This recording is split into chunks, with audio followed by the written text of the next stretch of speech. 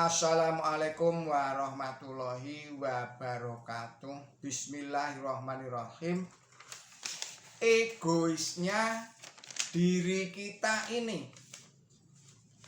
Semua orang punya kelebihan dan kekurangan, punya kekuatan dan kelemahan, punya kebaikan dan keburukannya masing-masing. Kita semua tahu itu.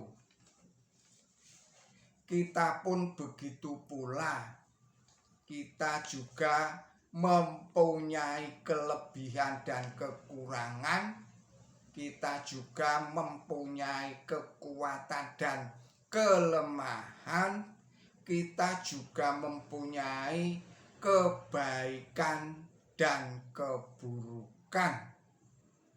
Lalu, mengapa kita sulit sekali menerima kekurangan, kelemahan, dan keburukannya orang lain?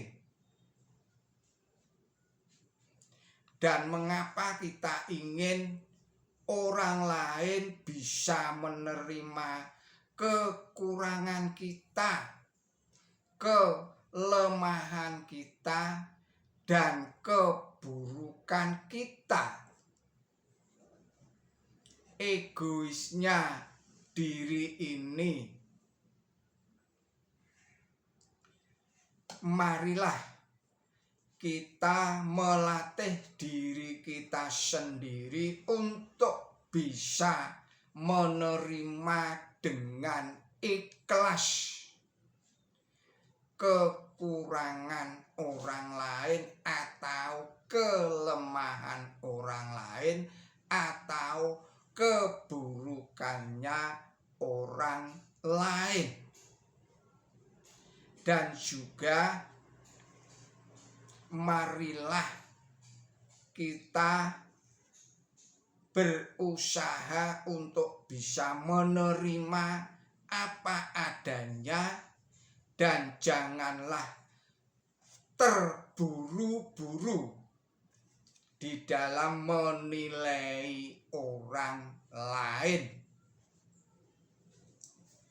Bisa jadi di balik kekurangan orang lain itu, di balik kelemahan orang lain itu, di balik keburukan orang lain itu tersimpan kelebihannya, tersimpan kekuatannya, tersimpan kebaikannya. Marilah kita berusaha untuk melihat hikmah di balik semua itu.